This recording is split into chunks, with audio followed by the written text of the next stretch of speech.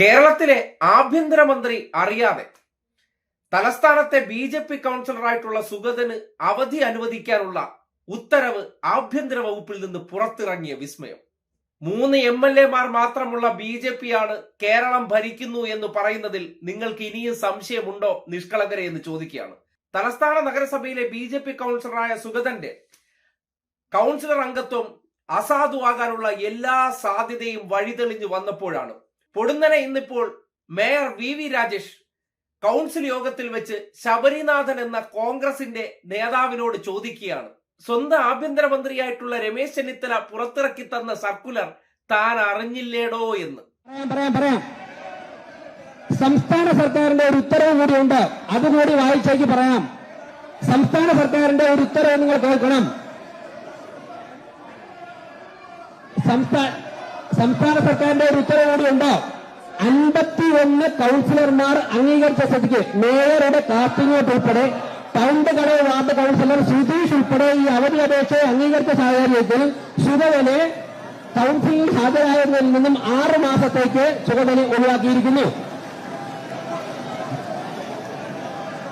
അടുത്ത കാര്യം, മാധ്യമപ്രവർത്തകരും കൗൺസിലർമാരെ ശ്രദ്ധിക്കണം. സംസ്ഥാന സർക്കാരിന്റെ ആഭ്യന്തര വകുപ്പ് 20/7/2026 പുറപ്പെടുവിച്ച സർക്കുലർ വായിക്കുകയാണ്. സുഗതനെ ഞാൻ പറയാം, ശബരിനാഥൻ യു.ഡി.എഫ്. സർക്കാരിന്റെ സർക്കുലർ, ശബരിനാഥൻ യു.ഡി.എഫ്. സർക്കാരിന്റെ സർക്കുലർ കേൾക്കണം. ശബരിനാഥൻ അങ്ങ് യു.ഡി.എഫ്. നേതാവാണെങ്കിൽ അങ്ങയുടെ സർക്കാരിന്റെ സർക്കുലർ എന്ന് കേൾക്കണം. അതായത് തിരുവനന്തപുരം കോർപ്പറേഷന്റെ കൗൺസിൽ യോഗത്തിൽ ഹാജരാകാൻ ആവശ്യപ്പെട്ടുകൊണ്ട് വിയ്യൂർ ജയിൽ സൂപ്രണ്ടിന് സുഗതൻ കൊടുത്തിരുന്ന അപേക്ഷയിൽ സംസ്ഥാന സർക്കാരിലേക്ക് അയച്ചു. ആ അപേക്ഷയിൽ സംസ്ഥാന സർക്കാരിന്റെ മറുപടി എന്ന താങ്കളുടെ കത്തിലെ ആവശ്യം സർക്കാർ നിരസിച്ചിരുന്നു.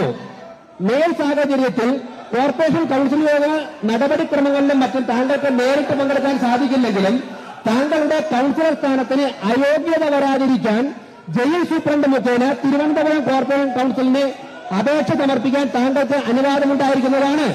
മുനിസിപ്പാലിറ്റി ആക്ട് അനുസരിച്ച് കോർപ്പറേഷൻ കൗൺസിൽ ഈ അവധി അപേക്ഷ വോട്ടിന് അംഗീകരിക്കുകയാണെങ്കിൽ താങ്കളുടെ കൗൺസിൽ സ്ഥാനം സുരക്ഷിതമായിരിക്കുമെന്ന് അറിയിക്കുന്നു. ഇത് സംസ്ഥാന സർക്കാരിന്റെ ആഭ്യന്തര വകുപ്പ് 2026 7-ാം മാസം 2-ാം തീയതി പുറപ്പെടുവിച്ച സർക്കുലറാണ്. സുഗതന് ഹാജരാവാതിരിക്കാൻ വേണ്ടി അപേക്ഷ സമർപ്പിക്കാമെന്ന് ശബരിനാഥ യു.ഡി.എഫ്. സർക്കാരിന്റെ ആഭ്യന്തര വകുപ്പിന്റെ സർക്കുലറാണ്. ആർക്ക് വേണമെങ്കിൽ പരിശോധിക്കാം. തൃശൂർ ജയിൽ സൂപ്രണ്ട് മുഖാന്തരമാണ് സമർപ്പിച്ചിരിക്കുന്നത്. ഈ കൗൺസിൽ യോഗം കഴിയുമ്പോഴേക്കും മാധ്യമങ്ങൾക്ക് ഇതിന്റെ കോപ്പി തരുന്നതാണ്. കൗൺസിൽ യോഗം കേട്ടല്ലോ. സുഗതന്റെ കൗൺസിൽ അംഗത്വം അത് അസാധുവായി കഴിഞ്ഞാൽ ആർക്കാണ് ഏറ്റവും വലിയ തിരിച്ചടി? അത് ബി.ജെ.പിക്കാണോ? അല്ല, കോൺഗ്രസിനാണത്രേ.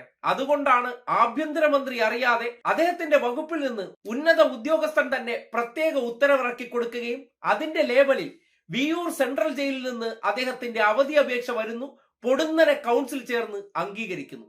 എന്നിട്ട് ആഭ്യന്തരമന്ത്രിയായിട്ടുള്ള ചെന്നിത്തല പറയുന്നത് കേൾക്കുമ്പോൾ ഈ നാട്ടിൽ ഭരിക്കുന്ന മന്ത്രി അറിയാതെ ബി.ജെ.പിക്ക് ഒരു ഉത്തരവ് പോകുന്നു എന്ന ആ വിസ്മയം നിങ്ങളൊന്ന് കേട്ടെ.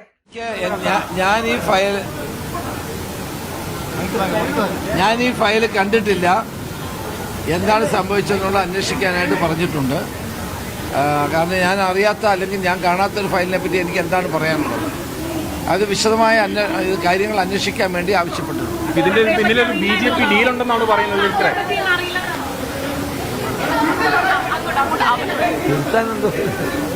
കോർപ്പറേഷന്റെ ഒരു നിർണായക നീക്കമായിരുന്നു. എല്ലാ ദിവസവും ആഭ്യന്തര വകുപ്പിൽ നിർണായക നീക്കങ്ങൾ തന്നെയാണ്. അപ്പൊ ഇത് എനിക്ക് അറിയാൻ പാടില്ലാത്തൊരു കാര്യത്തെ പറ്റി ഞാൻ എന്ത് പറയാനാണ്?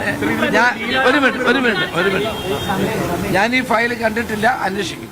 കേട്ടല്ലോ, ഇങ്ങനെയൊക്കെ സംഭവിക്കുമോ എന്ന് നിങ്ങൾ അത്ഭുതപ്പെടും. കേരളത്തിലെ ഒരു സംഘപരിവാർ പ്രചാരകന്റെ വീട്ടിൽ അപ്രതീക്ഷിതമായിട്ട് ജന്മദിന സമ്മാനവുമായി ചെന്ന ആഭ്യന്തരമന്ത്രി ഭരിക്കുമ്പോൾ സ്വാഭാവികമായിട്ട് അദ്ദേഹത്തിന്റെ വകുപ്പിൽ നിന്ന് സംഘപരിവാർ പ്രതിസന്ധിയിലാകുന്ന ഇടങ്ങളിലൊക്കെ സഹായങ്ങൾ എത്തില്ലേ? അവിടെ മന്ത്രി അറിഞ്ഞാലും ഞാൻ അറിഞ്ഞില്ല എന്ന് പറഞ്ഞാൽ കേരളത്തിലെ മാധ്യമങ്ങളെല്ലാം ശാന്തരാണ്. അവർക്ക് 100% സാറ്റിസ്ഫാക്ഷൻ കിട്ടും. എന്തായാലും തിരുവനന്തപുരം നഗരസഭയിൽ ആരാണ് BJPയെ താലത്തിൽ അധികാരത്തിലേറ്റിയതെന്ന് ഇനിയെങ്കിലും മണ്ട പോയ ചില കോൺഗ്രസുകാർക്കും ന്യൂനപക്ഷക്കാർക്കും ബോധ്യപ്പെടുമെന്ന് കരുതുന്നുണ്ട്. കാര്യം ഇത്രയും വലിയൊരു ക്രൂഷ്യൽ സംഭവത്തിൽ ഇങ്ങനെ ഒരു വിചിത്ര ഉത്തരവിറക്കിക്കൊടുത്ത് സുഗതനെ സേഫാക്കിയ നടപടി ആഭ്യന്തര വകുപ്പ് കൈക്കൊണ്ടത് എന്തിനായിരിക്കും? ഒരു കാരണവശാലും BJPയുടെ ഭരണസമിതി താഴെ പോകാൻ പാടില്ല.